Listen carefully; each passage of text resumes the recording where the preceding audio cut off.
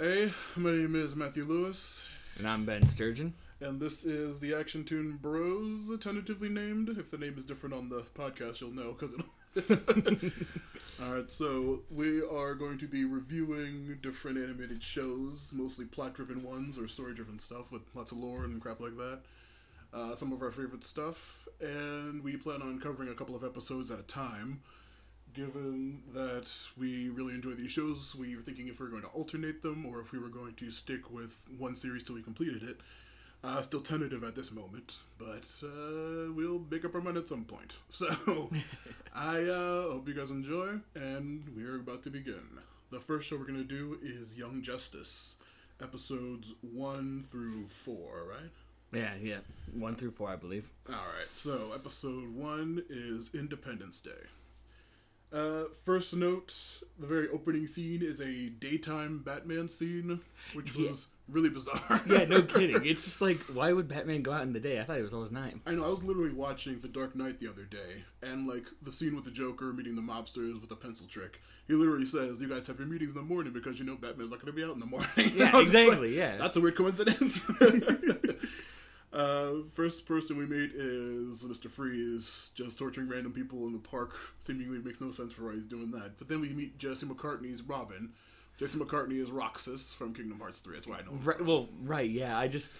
That's why he sounded so familiar, because I couldn't place my finger on who, but that's Jesse McCartney? Oh, yeah. Whew. Yeah, he sounds really young, but he's still this weird giggle laughing all the time.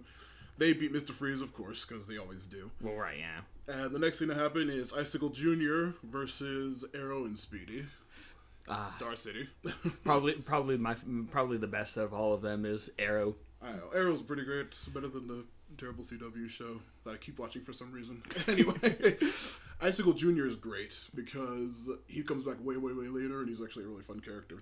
A character I didn't know beforehand. I knew Icicle, I think, but yeah, I think Young Justice is the first time I've ever heard of Icicle Jr. Yeah, he's really weird. Speedy is, of course, being a weird jerk, and they keep talking about, oh, today's the day. Robin said the same thing during the Mr. Freeze fight, and that was really weird. We were like, what is the day? What's going on? And then it was Killer Frost versus Aquaman and Aqualad. Calderam Aqualad, not the typical one that I do know normally. But let's see, Calderam, well, we'll find out who he is later. It's pretty much a mystery for who this one is. Killer Frost, one of my favorite ice villains. Great in Injustice 1. Sad she didn't return in 2. Yeah, sad, really. She's alright on the, which CW show is it? Flash, where she's a kind of a hero and has a really terrible, convoluted backstory. Yeah, I heard about that. Why would you make her kind of a hero? It's really weird.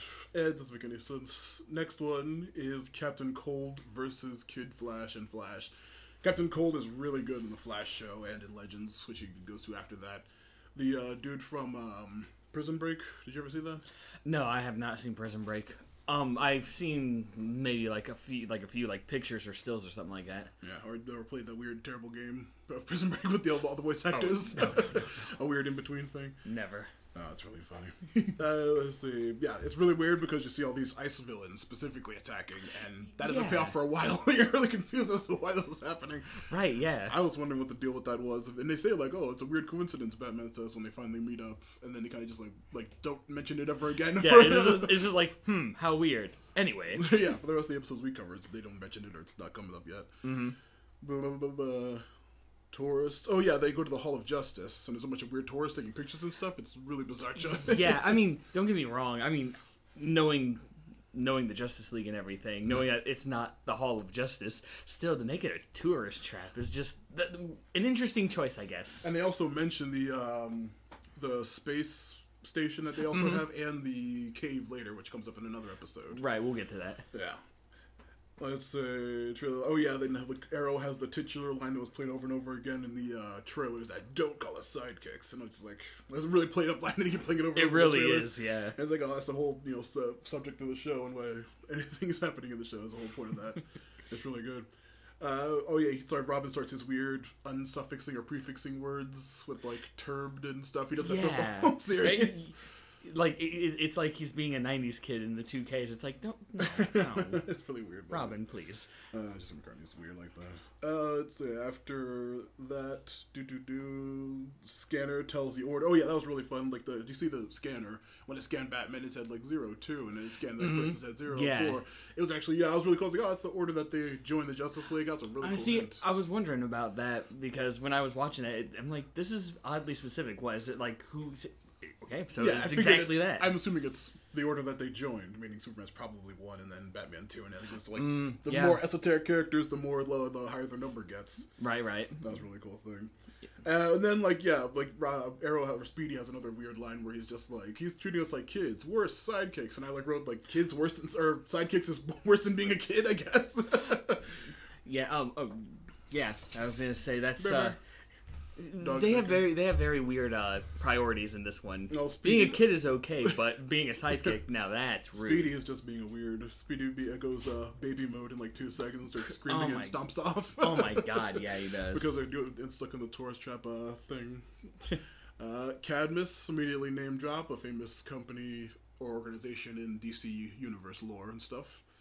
But they are left on their own in the Hall of Justice to not do anything, and of course they hear about the Cadmus thing, and they immediately leave to go and try to rescue the scientists that are burning. And they all team up, and they do many Robin puns later. They go inside to investigate, and they meet the weird Genome Goblin Man, who's not Blue Devil, a famous DC character that he looks exactly like. It's a really weird coincidence. Yeah, see, I haven't really read much on the DC. He's actually a main villain. No, Blue Devil is a character that's a good guy, but like the weird genome leader with the horns. Yeah, he looks like Blue Devil. He's not. He's like what his deal is, we'll find out later. But true. As of right now, he's just a weird character that I don't even know if the genomes are original or not, because I've never heard of them before the show. And I read a lot of these. Might be an original thing. Yeah, who knows? The monsters reminded me of the old Men in Black animated series. The animation for the monsters looks exactly like that. Oh, yes. Oh, yeah. Yeah, I know what you're talking about. Guardian is working for Cadmus. I think in the comics, Guardian is Speedy's cousin. I don't know if that comes up in the show. I don't think it Speedy's does. Not even there, though. But yeah, in the Supergirl TV show, Jimmy Olsen takes up the mantle of Guardian. How good is he? He's fine. It's a weird casting choice on his part, but he's cool. Next we see the Cadmus. They mentioned the Cadmus myth about someone implanting dragon teeth to make a new race, which I've never heard of before, but that was really cool bit of lore. Then they go down to floor 52. The first time 52 is mentioned because that's a running thing in DC Universe, which like random stuff having the number 52 pop up repetitively because it is the number of universes there is. So like if there's a TV, it'll be like channel 52. If there's a street, it'll be like, oh, it's on the 52nd street, and it's just like that happens a bunch in all DC shows and movies just because it's it must just be a thing. It's a running theme. It does a weird payoff in the 52 comic series. One of my favorite crossover events. Of course, I never stop bringing that up to Ben. All the walls are like these weird gooey flesh walls that I didn't understand what the deal with that was. I mean, it's just like, lots of metal and stuff, and all of a sudden it's just like the inside of a sphincter or something. Yeah, it was really weird and all gooey and red, and it didn't make any sense. Later we find out what the deal with it is, I guess. Maybe. They randomly knock over the scientist Amanda Spencer, who's a major character in the comics and involved in Superboy's origins, but also has a very minor role in the show. We find out that the atomic number for Krypton is capital K, lowercase r, which is the weird thing that they established in the DC universe, I guess. That was really funny. They immediately find out, and when they see Superboy, like the first thing that Flash says is like, oh, it's Superman's son, which immediately establishing that connection between them. Yeah, just like, it was surprising that it was like so instant that they did that. Yeah, quit it. Well, I mean, then again, they do establish, they do also find out that it's his clone, so I guess clone equals child. Yeah, I like that's funny that they immediately established that whole connection between them. I was like, oh wow, that's really quick that they said that. Oh, yeah. Of course, Superboy wakes up and he handily beats them all, as he would, because Superman's the best, one of my favorite DC characters. That would be the end of the first episode.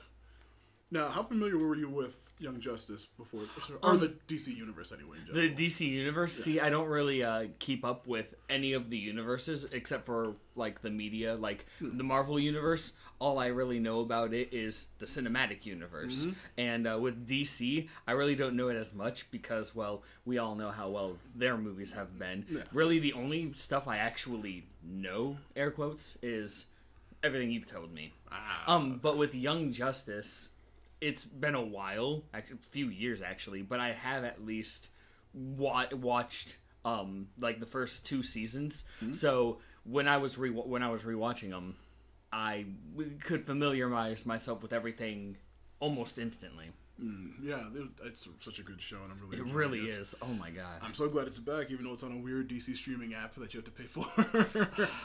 Oh, there's no alternative ways, only above the board ways to watch the show. Episode 2 of Young Justice, Fireworks. It starts on the random doctor we saw watching the teen. I keep wanting to call them Teen Titans. Right. Yeah, watching the Young Justice group. Dr. Desmond, the weird organization he's talking to, calls him. I didn't know who this character was. I wasn't sure. He felt weirdly important, and he kept having a bunch of lines. And I was just like, "What's the deal with this guy?" Yeah, he just. When I first saw him, I'm just like, "Oh, a very important villain." Yeah, well, he becomes a very unimportant villain that gets jobbed in a second. But oh yeah. The organization is referred to themselves as the Light. Did you ever see Venture Brothers? Venture Brothers? Yeah. Yeah, it's been a while, but yeah, I've seen Venture Brothers. The Guild of Calamitous Intent. Yes, I do remember them. They're literally the exact same silhouetted villains, like in a whole row of different villains. Oh yeah, if you know DC, you can kind of maybe make out 1 or 2 of them. But, like, it's funny, there's weird-shaped people's heads just weirdly silhouetted in this evil organization. You're like, what the hell? How's that person's, like, a thing? It doesn't make any sense. Yeah. The Light. They will be important later, I guess. All the heroes are captured, but the weird blue devil-looking genome goblin is named Dublex, apparently, and tries to help them psychically. It's supposed to be a surprise, but it's Phil Lamar's voice, so it's immediately obvious. Yeah. Usually if you have Phil Lamar, it's just instantly, oh, he's a good guy. Whoop. Yeah, all right. I already referred to Superboy as Connor Kent, but he doesn't even have that name yet. He talks with them, and he expositions his backstory, how he has Superman's DNA, and he's a clone of them. But if you really want to call that exposition. Yeah, I know. It's really just short and quick. The bio-slime walls finally have a point. Apparently, they just breed the genomes out of it. They just start swelling up and popping out of them like aliens. Yeah, like giant egg sacs. Yeah, like suddenly that makes sense. Like, oh, that's why these weird, stupid goons all over the science lab. Dr. Desmond continues to be a douche and just, get them! Being a weird creep, yelling at everybody. Aqualad apparently is psychic and convinces he talks to Superboy through his mind. Yeah, he does. I didn't understand what the hell that was about. That's not a normal Aquaman thing. That's not an Atlantean thing at all. Yeah, I was gonna say, because I mean, yeah, he can do it with the fish, but Aquaman people can, but that's the power he has. Well, right, but with people, I didn't think that was a thing. So. Yeah, I didn't know what the hell the deal with Aqualad was with that. But he convinces him to be a good guy, so he comes back. He cracks a joke about not having supervision or heat vision, so he won't kill them, and then he lets them all out. Superboy realizes he can't fly when he tries to jump up an elevator shaft, and he realizes he can't. We'll find out way later why that is, I think. But as of right now, it's like, why isn't he fully Superman? It's so weird. Some like genomes and Dr. Desmond go into a men's bathroom, and then they pop out of the walls, and then Robin continues to hack, just be the amazing hacker of the group. This is a really good thing for him actually having a role, since he's literally the physically weakest of the whole group. Yeah, seriously. I'm glad they gave him a point. Double X finally reveals himself, and he tells Superboy that he wants him to be the leader of the genomes and give them independence, which I don't think is a plotline that ever comes back again. Nope, I don't ever remember that being a thing. It's so weird. But like, he's like, "Here, we'll be our leader. You're a genome." Oh, that's not guy. It's fine. Almost some recording thing. Then Guardian just comes back again, continuing to be a weird possessed sucker who just keeps getting jobbed by the group. And that's the thing I didn't like about early Guardian, was at the beginning he was such a tool. Just like, okay, wait, but maybe we shouldn't do this. Oh yeah? Instant mind control. I'm going to do this. Yeah, those weird genomes are insanely powerful. They can just control anybody. Right. Oh, so weird. Guardian eventually gets beat. Dr. Desmond takes a giant formula, like all scientists in comics do, just takes it himself and becomes the Very, very D-tier DC villain blockbuster. Project Blockbuster. Yeah, he lasted as long as, well, Blockbuster did. Oh, shots fired. But, like, yeah, he just turns into a weird split-skin monster with, like, a weird shoulder tearing all over his arm, which will come back. That weird aesthetic will come back later. Right. But, yeah, Blockbuster sucks. He's a weird stone-looking fishman kind of thing, and they beat him really easily. Robin continues to be very useless in a fight. He kind of throws one or two punches and then gets tossed away. Right. And then Flash makes a weird... Or Kid Flash, I'm just Flash. Kid Flash makes a very weird Incredible Hulk reference. Yeah. It's like, oh, we're DC, but we can still make a jab. The Infraggable Crunk. Oh, come on. Yes. That would have been like 10 times better. Oh my god. They beat Blockbuster, of course. And then the Justice League shows up and everyone's like, hey... I freak out because I see 2 Green Lanterns. My dog's walking around sneezing. Oh yeah, that's right. Both of the Green Lanterns were there. Well, the 2 important ones. Yeah, but the 2 majorest ones. Yeah, not like all the other randos. Yeah. Like all of them. But yeah, they pop up and there's 2 of them. There's a whole bunch of Justice League characters, which is really, really cool because it establishes that this world is very far into its like superhero career, which is great. Mm-hmm. Oh yeah. Hal and John Stewart and Hal Jordan are the 2 Green Lanterns. Soups is very pissed about his clone very immediately. Mm-hmm. The deadbeat father analogy started immediately that day. I remember. Oh yeah, it was instantly. It's just like Superboy was like, "Oh hey, how's it going?" kind of thing, and Superman was just like, "Abomination." Yeah, his face like immediately went from curious to I'm angry about this. Yeah, seriously. He didn't give him any love, and then he kind of just awkwardly says, "I gotta go," and then he kind of just leaves him there. They've mentioned the 52nd floor again, 52 reference, and then they finally stand up to their mentors when they get punished for going off on their own, and they're like, "Hey, we're our own people," and they're like, "You know what? You are your own people." Then they give them a base, and they tell them, "You're gonna go on stealth missions for us." They finally meet Miss Martian, Megan. I think her last name is Mars or something like that. I know her first name is Megan. Mm-hmm. Cadmus puts Guardian in charge of the facility, and the light organization silhouettes are like, "This will be to our plans," as they continue to be evil. Evil for randos, some reason. Yeah. All right. So you don't watch any of that's the end of episode 2. Yeah. You don't watch any of the DC. The other stuff? Shows like the Flash CW or stuff. No, I have not. They are varying in quality, I'll say that much. Well, with what you've been telling me about Arrow, I'm kind of very hesitant. They vary from very stupid but fun to very stupid and aggravating. So, but yeah, they're very varying in quality. But there's a lot of good stuff in there. Tons and tons of reference to characters and heroes in the bigger world and all that. But one of my favorite depictions of Superman is in Supergirl. Taylor Hoechlin from... Teen Wolf I know him from. He's really good at Superman. He's actually really fun. I like him. I'll at least see how he is in that. He's good. You just go look up the clips of him just being awesome. Yeah. Well, Superman and awesome really don't go hand in hand. How dare you? He's literally my favorite hero in DC. Now my favorite character is Black Adam, of course. Soon to be played by The Rock, which I cannot wait for. That's going to be so cool. Well, anyway, back on topic. Episode 3, Welcome to Happy Harbor. The cold open is Star City, where Arrow's from. Of course, anyone who watches the show will know. But Oh, yeah. We see somebody shooting arrows at some weird... Big weird black guy who we don't recognize yet. Speedy's fighting him. We found out the villain is Brick, another very, very low-tier villain from the series. Brick is just sitting there with rock-hard skin and just, beating him up. Speedy's there by himself, and then eventually Robin and Kid Flash show up, I believe. Does Caldor show up too? Yes, he does, actually. Okay. They show up and they're just trying to recruit Speedy, and he's just like, "You guys are a bunch of wusses. You guys don't know. You're all being used." Teen angst. Yeah, he's really terrible. And then, let's see, after they beat Brick and Speedy just ignores them, we find out that Red Tornado is their supervisor of the group. He lands, he tells them, "Hey guys, explore the cave." And they're like, "We want a mission." He's like, "No, just explore the cave." McGann is trying to read his mind. Pepper, shush. McGann is trying to read his mind, but he's like, "Oh yeah, I can't read robots. That won't be important later." They take a tour of the cave. Robin and Kid Flash are very hard flirting with McGann and just trying to get her attention. Hard. Yeah, and she only has eyes for Superboy as of right now, I think. Megan slips up, and the first time she mentions a certain show that she cuts off talking about immediately. Oh. Yeah. Yes, That's going to be later. Yeah, she's like, I saw an episode, I was trying to do Grandma blah blah blah's recipe from the episode of, never mind. Cut off. That was really weird. Aqualad continues to just be the coolest dude. That one I can agree with. Aqualad, in at least this show right now, amazing. The voice actor, I don't have his name right now, but it is Cyborg's voice actor. That's why it was so familiar. Yeah, he's great.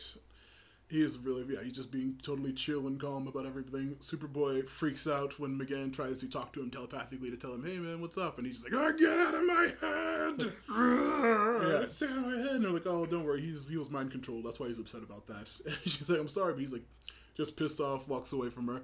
And then we get the first hello, Megan, when she finally realizes something. It's just like, hey, everybody. Yep, there it is. That's going to be her thing. We are introduced to the bio ship that they'll be using a lot. A weird morphing ship that seems incredibly useful. They have an awkward plane ride where they're talking shit about Superboy behind his back, and then they remember that he has supervision, or super hearing. So they're all like, ew. Megan then turns into Rule 63 versions of the team, a weird female version of Robin and a female version of Flash. And they're like, yeah. Flash is like, wow, I'm hot. And then they get a message about Happy Harbor, the titular place. A tornado is attacking, and this could be the team's first mission. What could this random tornado be? Now, watching it way back in the day, I immediately was just like, oh, it's Mr. Tornado fucking with them. Like, that's obviously what's going on. Well, isn't it like Mr. Twister or something? A red metallic-looking man comes and says, I'm Mr. Twister. And then they're like, oh, who's this? And I'm just like, oh, that's Red Tornado. While watching it way back in the day, I was like, this is obvious. And then Robin keeps disappearing with his weird giggle every 5 seconds. I never understood that. It's just like every time he leaves, he's just, not only is he just disappears like Batman does, but he also just like, like, what the hell? That's not intimidating. Yeah, it's really bizarre. And also, he only does it with the team to hear usually. So it's true, extra very weird. true. Mr. Twister is the villain. His weird thing is Turbed. Robin's Gamma this episode. Yes, it's Turbed. Disturbed, it's Turbed. Oh, what the heck is that? Megan tries to read his mind. It's like, oh, hello, Megan. It's obviously it's a robot. I can't read his mind. He's making tornadoes.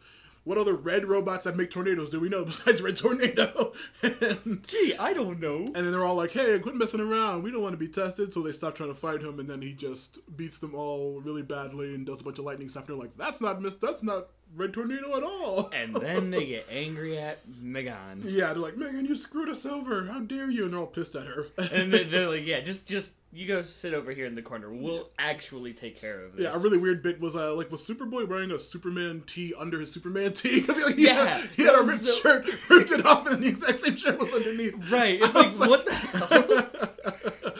Oh my god, that was so silly. They bench Megan saying, Megan, you screwed us over. Stay out of this fight. We're going to do it ourselves. They all turn on her immediately. And then after losing again, Megan... then eventually she comes up with a plan, tells the team, even though they're all pissed about it. And then Red Tornado seemingly shows up and says, hey, I'm going to beat you, Mr. Twister. Also, another reason that, the whole Mr. Twister is Red Tornado, he keeps saying vague teaching, lessons to them the whole time. That's why I was like, it's obvious. He's like, you guys need supervision. You guys aren't ready to fight on mission. It's like, okay, it's a weird teacher trying to teach them something. Seriously, right? It was like he was trying to tutor them, even though he's the bad guy? It's just to trick, I assume that's just to trick the audience, because it was a really bizarre choice. Very bizarre indeed. Then after that, they finally trick him, and then they just rip him apart. After that, they trick him with the fake Mr. Red Tornado change. He blows up like crazy. Then a weird human crawls out of him and says, oh, mercy, and then Megan just picks up a rock and smashes them. Instantly, just boom. And they're like, what the heck? And they're all freaking out. And she's like, dudes, it's chill. Lifts the rock. And it's revealed that it was a robot all along. The whole time. And Roboception, a robot inside a robot. Oh, God. What a timely reference Inception is. Flash takes his eyeball as a souvenir, which is going to be Flash's thing throughout the whole series, taking souvenirs. Oh yeah. Did he do it in the first 2 episodes? In the first 2 episodes, no. I think it was just to establish them as characters. Yeah. Then it started in the 3rd episode, this one that we're talking about, when he actually starts doing it. Yeah, souvenir. He takes it. It's revealed that Tio Morrow, one of my favorite villains, of course, once again from 52, he had played a major role in that. Tio Morrow was a scientist from the future. I believe he built Red Tornado and a bunch of other robots. But yeah, he's a crazy scientist. That has not been established yet. I don't know if they said his name Tio Morrow, because he's great. Weird Tony Stark looking scientist. Robin is very mean to Mr. Red Tornado for some reason. He's just like, oh, you're a dumb robot. You can't have feelings. And they're like, yeah, I can. Yeah? And they're all like, dude, yes, he can. And then it's just like, oh, sorry, man. Yeah, it's like for a brief moment, it was like, dude, be kind to Android like robots. Yeah, it's like, ridiculous. what? Robin, you dick. Anyway. Seriously. Superboy then finally apologizes to McGann. Just like, oh, sorry. And she's like, oh, that's cool. And that is the end of episode 3. Once again, the team is established, and they're great. Now, I know you know very little about DC, just like mostly just like the animated shows and stuff. You've seen like the original Justice League show and like Teen Titans? Yeah, I've seen the original Teen Titans. I've seen the original Justice League and even Justice League Unlimited. Cool. Really good shows. You better have seen Justice League Unlimited if you've seen the original series. But like, what was it? What's your favorite superhero in DC regarding? See, originally, yeah, because I remember you and I would have fights about this. Originally, it was Batman, but because of these different shows and everything like that, I actually really like, especially in Justice League specifically, Martian Manhunter. But in Young Justice, honestly, it's Aqualad. He's like the best. He only gets cooler with the seasons too. Oh yeah, I do remember that. No, he's the best. Favorite villain in DC? Yeah. See, now that one's really difficult because there's a lot of them. There's a lot of really good ones. Like, oh yeah, like I don't like Batman particularly, but his rogues gallery is like almost all aces. So. Oh yeah. I think they established his rogues gallery a lot better than everyone else's. Let's be honest. But I guess my top ones would be Bane. Oh yeah. Well, not just because. Oh, I was about to say. Oh, that's gonna be relevant the next episode we cover. Oh well. Oh right. But not only because when they did Batman and Robin with George Clooney Batman, don't ask me how. They did him so horribly. When I was young, that was my first introduction to Bane. Then I actually watched the animated series where he's actually a mercenary. He's actually smart. He's actually good at things. I was gonna say, what is your favorite version of Bane? My favorite version of Bane? Surprisingly enough, it's actually this version, which we'll get to. Yeah, I was gonna say my favorite is from The Batman. Did you ever see that series? No, I have not. How it was that? That show got a lot of hate, mostly just because it wasn't TAS. Right. But I honestly liked it. I liked the take on it. Bane was like a weird, skinny, like a weird S&M dude covered head to toe in leather. He seemed kind of skinny. And then kind of like season 4 of the animated series where he had like the gimp mask and everything. Oh yeah, no, he's like from head to toe completely covered in weird strapped leather. Oh lord! And then he does the thing where he activates his stuff, and then he like turns into a huge giant red, like weird monster. Wait, he actually turns red in that? It's really weird, yeah. But I like this. I like the way it looks because it's aesthetically it's really cool. But if we're gonna go like not Batman villains, honestly, the most interesting one has been a tie between Lex Luthor and Clarion.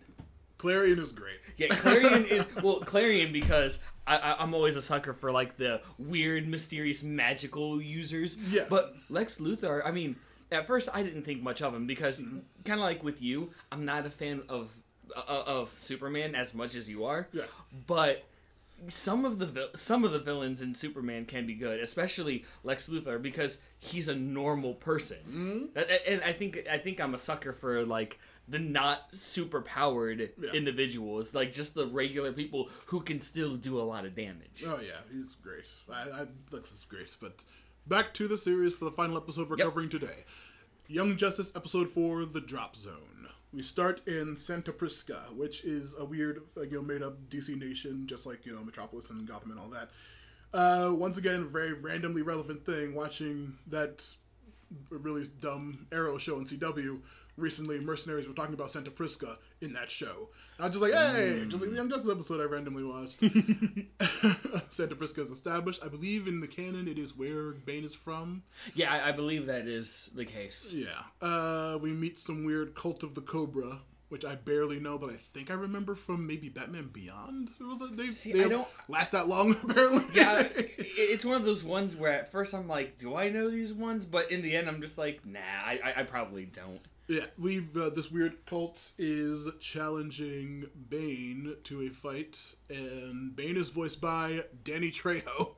Yeah, he is. That is really dope. And it really is.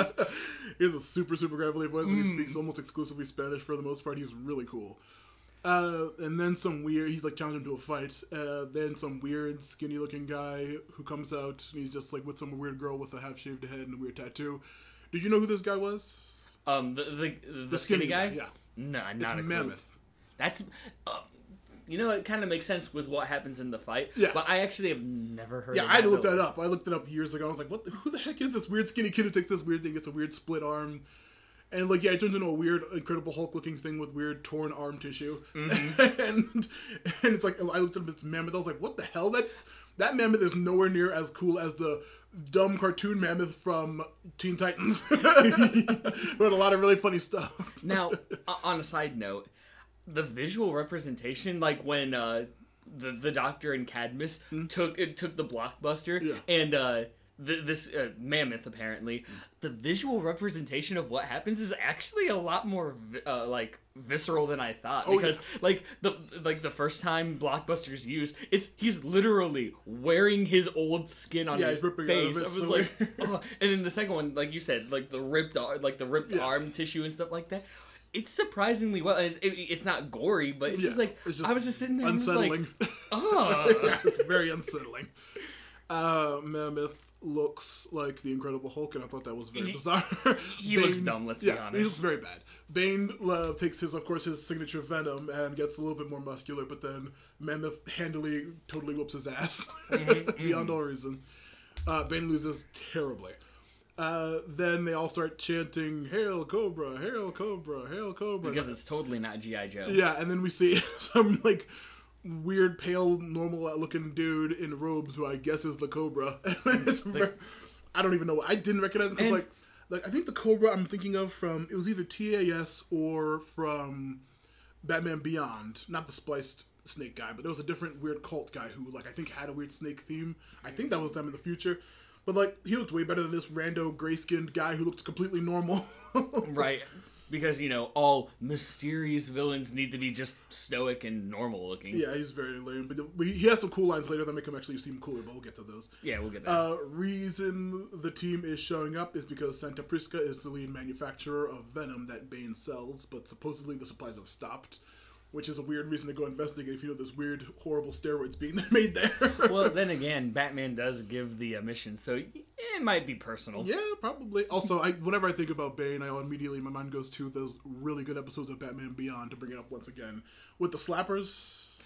Oh, it's been too long since I've seen that, but the slappers I do remember. The steroids everyone was taking to fight Batman, and then at the end you actually see, it's being made from old, withered, decrepit Bane who actually needs it to live. Yeah, and he's actually really old and really small, and I was like, that's so woof. Yeah, seriously. That was really cool. That Batman Beyond's the best. It needs to be made into a movie. They all switched into cool black stealth outfits, and then McGann just turns her weird organic outfit skin black too, and it's just weird. It's really cool. Yeah, I still don't understand how that, but that's not what we're here to talk about. Yeah, weird bio clothes, whatever they're called. McGann keeps really intensely hitting on Superboy. Oh my goodness. Very much ignoring her. He's just literally talking to a brick wall. Yeah, of course. But Robin, they land on the mission. Robin, they talk about who's going to be the leader, and then Batman gives a really vague implication of who should be the leader, and then Robin's like, okay, well, I'm the leader then. And then he immediately ditches the entire crew without saying a word, into the bushes giggling again. Then let's see, Flash is like, oh, I'm gonna go find Robin. Aqualine's like, no, we have a mission. Idiots, no. We're supposed to be sticking together. What are you doing? And then he just ignores him. He immediately trips and falls right in the middle of a big gunfight between Bane and the cultists. He blows the cover, and Robin's like, what are you guys doing? We're supposed to be taking a lead. And, like, he didn't give any orders, so they're all like... Right, he didn't talk in yet. He's like, dude, follow my lead. Because, So you know, he thinks that it's Batman. Yeah, I know. He thinks he's Batman. He doesn't talk to anybody. They figure out that the cultists took over the plant from Bane after they managed to tie Bane up, and they are hoarding venom for some reason. Flash and Robin argue about leadership, while Bane is just like, haha, you little niños are so stupid. And he's just like, hey, I'll help sneak you guys in. And Megan tries to read his mind, but he's just saying football scores in Spanish, and she can't read his mind. And it's like, wow, Bane is really... I guess it's a super smart Bane. Like, it's like the actually cool Bane, where he actually knows how to do shit. Yeah, he's actually competent and smart enough to trick a mind-reading Martian. So Oh, yeah. They split up again when Flash and Robin run ahead like idiots, ruining the group's plan once more. Oh, yeah. They find out Venom is mixed with the blockbuster formula from episodes 1 and 2, and they're going to be selling it to somebody. Who is that somebody? None other than Best Bro Sportsmaster. Now, that's one of the Arrow villains, right? He's a very weird villain that I did not know before this show. Back when it first aired, I had never heard of him at all. Yeah, see, but then actually, I think was it The Brave and the Bold? I think you remember that show. Yeah, it was a weird campy. It was a weird campy Batman show. He was in that, and once again, he was like doing like baseball bats and soccer balls and footballs. It was really funny and weird. But like I was watching this with my sister back in the day, and we were both like freaking out, like Sportsmaster. What the hell is that? It's so random. But yeah, I really like him though. Yeah, I was gonna say this was like you. This was the first time I've ever heard of that, and I'm like, Sportsmaster. That's just plain dumb. Yeah, it was really weird. But then he does a lot of cool stuff. He like repeatedly spots Miss Martian while she's invisible and javelin throws at her. I'm just like, wow, Sportsmaster. Also, he's going to be incredibly important later in the series. Oh yeah. Let's see. Like the Slade Wilson of in Teen Titans. He will be very recurring. Sportsmaster. What a weird decision to make him so important and cool. Right. Let's see. Bane blows their cover by immediately jumping on a rando. Aqualad and Superboy try to fight Mammoth and lose. Sportsmaster just keeps spearing Megan while she's invisible. I didn't know spotting people invisible was a sport, but apparently it is. Well, I mean, if you're gonna be good at sports, I guess you have to be able to see the invisible. It makes sense to me, I guess. Robin goes after Lord Cobra, who has a really cool line about like even gods must stoop to rule or something like that. He just takes off his robe and just like, what the hell is this dude's deal? Robin tries to fight him, doesn't even affect him. Yeah, nothing works. Cobra just like, get the hell out of my face. And I was like, oh, Cobra's actually Lord Cobra. It's kind of cool. We find out that the weird shaved head girl's name is Shimmer. She doesn't show any powers, so we don't None whatsoever. We don't know what her deal is. Like the only thing she ever does that's important is inject Mammoth with the serum, and that's it. Yeah. They officially put Aqualad in charge of the group because Robin is such a dum-dum and he can't give orders. Bane, of course, betrays them all and tries to blow them up. Because Bane. Yeah, and then they immediately take him out very easily. Let's see. The cult mask is what Flash takes as a souvenir this time. Mm-hmm. Lord Cobra, he whoops Robin's butt, Lord Cobra. They blow up the factory by shooting Sportsmaster's helicopter out of the sky. No, actually, Sportsmaster actually leaves. Yeah. But Megan put a bomb, one of the C4 charges in, and literally presses the button. Yeah. Yeah, and they try to just murder him at that point. and of course, Sportsmaster's just like, oh shit, I'm falling out of a burning helicopter. Guess I'll just see him. Yeah, you parachutes, which is a sport, I suppose, and parachutes out of the building. We'll keep you updated on the Sportsmaster Sports Minute eventually down the series whenever he pops up again. Right. Robin's dumb word for this episode is concerted, which is the opposite of disconcerted, which is actually a real word as opposed to termed. Yeah, as opposed to termed. I mean, yeah, it's still a word, but still, it's just Robin. It's so random and stupid. Aqualad gets yelled at by Batman, but then but you did a good job, and it's a weird trick for just making them upset for a second.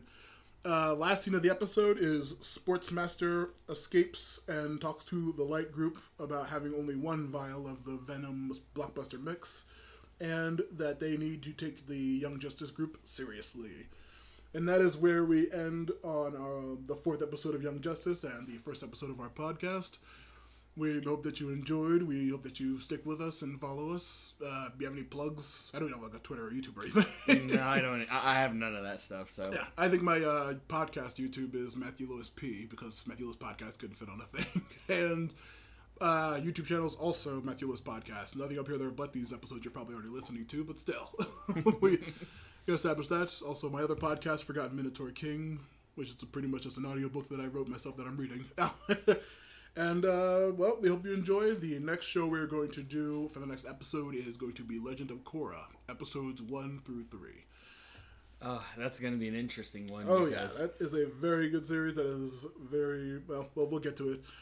Thank you guys for listening to Action Toon Bros, and we will see you next time.